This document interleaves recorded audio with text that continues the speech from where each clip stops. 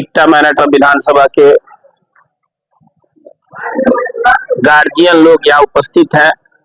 यहाँ उपस्थित print media और वीडियो मीडिया के जितने भी हमारे साथी लोग हैं, आप सबको मेरा नमस्कार है।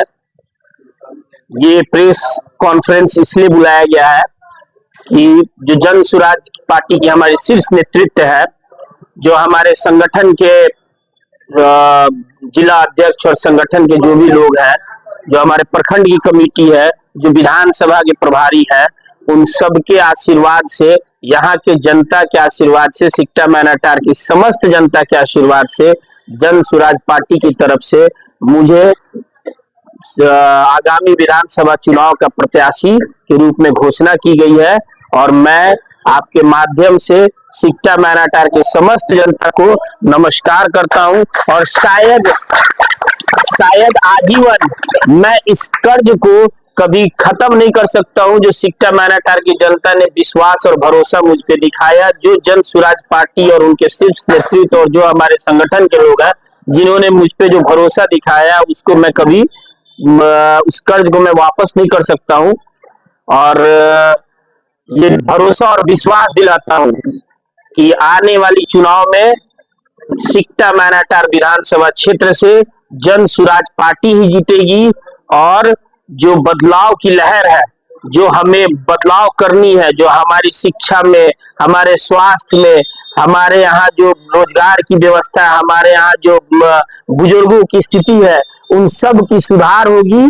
और जो स्थानीय व्यवस्था बदलना होगा, जो भी स्थानीय समस्या होगा किसी गांव, किसी पंचायत, किसी वार्ड का, उन सब पे भी विशेष ध्यान रख के और उन सबको बदला जाएगा। धन्यवाद। तो जन सुराज का लड़ाई महागठबंधन से है या एनडीए से? जन सुराज की लड़ाई किसी से नहीं है। जन सुराज के सामने कोई नहीं है। जन सुराज जो है वो एक विचारधारा है और वो विचारधारा जन सुराज को छोड़ के किसी के दल में नहीं है। ऐसा देखा जाता है कि जन सुराज खासतौर पर सिकटा विधानसभा में बहुत मजबूत है और जैसा माना जाता है कि बलथर पंचायत और बलथर आर्यन गांव एक तरह से power house of Jan Suraaj है। क्या कहिएगा? देखिए, ये हमारी सौभाग्य है कि जो आज से लगभग 2 साल पहले जो बलथर में घटना घटा, अगर ये आज कल युग में अगर ये गांधी के रूप में प्रशांत किशोर जी हमारे यहाँ नहीं आए रहते तो शायद बलथर पंचायत की बहुत बुरी स्थिति रहती। और आज बलथर पंचायत है, सिकटा प्रखंड का इज्जत है, मैनाटार और सिकटा विधानसभा की लाज है, तो उसका देन है जन सुराज और उसके सूत्रधार श्री प्रशांत किशोर।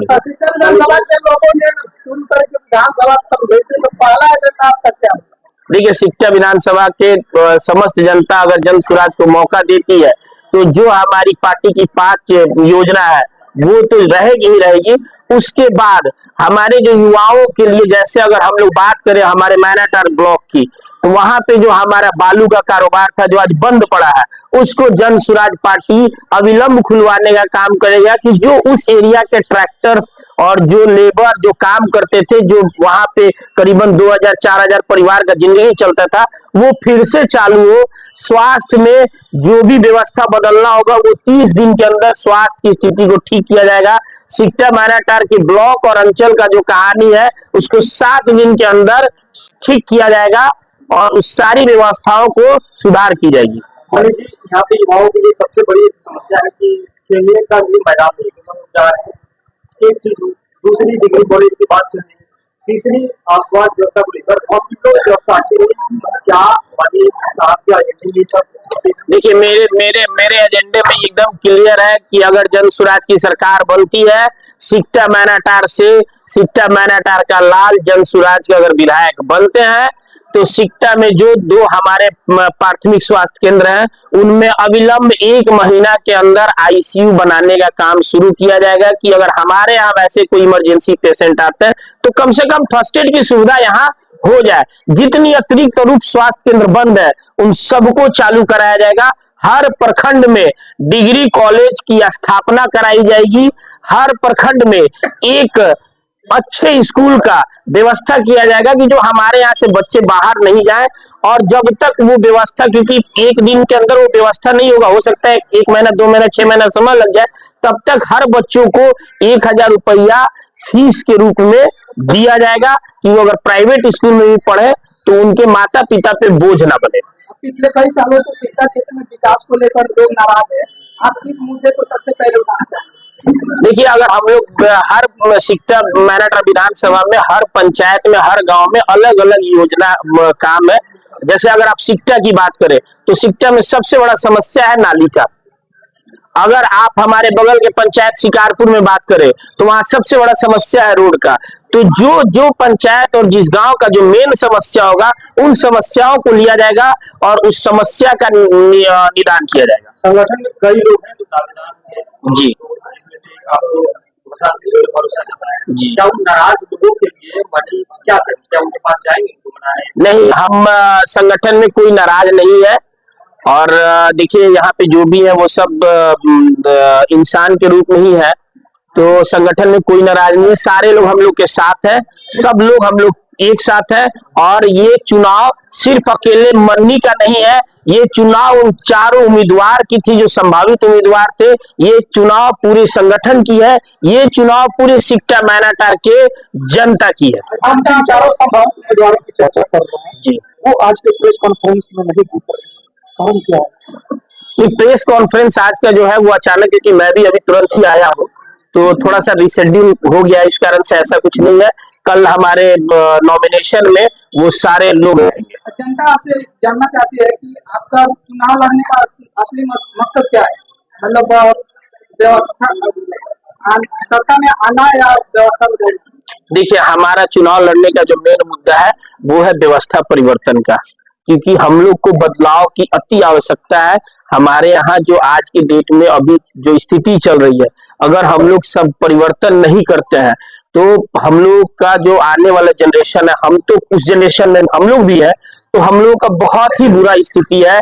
ना हमारे पास रोजगार है, ना हमारे पास शिक्षा है। हमारे घर में अगर कोई बच्चा 17-18 साल का होता है तो उसको पंजाब, दिल्ली, हरियाणा की तरफ रुख करना पड़ता है। उसके गार्जियन 60 वर्ष के उम्र में जब कमा के रिटायर्ड होके यहाँ आते हैं, उनकी उम्र उस टाइप से नहीं रहती है, सेहत उस ढंग से नहीं रहता है, तो उन बच्चों को लाचारी में अपना घर छोड़ना पड़ता है। तो बदलाव से ही वो संभव है कि हमारे बच्चे बाहर नहीं जाएंगे, उनको प्रॉपर शिक्षा मिलेगा, स्वास्थ्य की समस्या दूर होगी और सबका विकास होगा। चुनाव के समय में बहुत बड़े बड़े वादे होते हैं जी, लेकिन क्या आपकी सरकार जब बनेगी तो क्या ये वादे पूरा हो पाएंगे? देखिए, मैं आपसे पहले भी कह रहा हूँ कि जन सुराज एक विचारधारा है और दूसरी दल वो विचारधारा नहीं है। ये वादा नहीं है, ये 100% किया जाएगा और ये दावा है कि बदलाव हो के रहेगा। विधायक बन जाने के कितना सप्ताह बाद ब्लॉक से भ्रष्टाचार खत्म हो जाएगा? विधायक बन जाने के 7 दिन के बाद ब्लॉक से भ्रष्टाचार खत्म हो जाएगा। देखिए, जो भी लोग होंगे, हर पंचायत में हमारे जन सुराज पार्टी के माध्यम से, स्थानीय विधायक के माध्यम से हम लोग एक आम सभा लगाएंगे और हर गांव में, हर पंचायत में एक एक समस्या को लेंगे और उन काम का निदान करवाना विधायक और वहां के संगठन के लोगों का काम होगा। हम लोग ये व्यवस्था करेंगे कि हमारे लोगों को कम से कम ब्लॉक और अंचल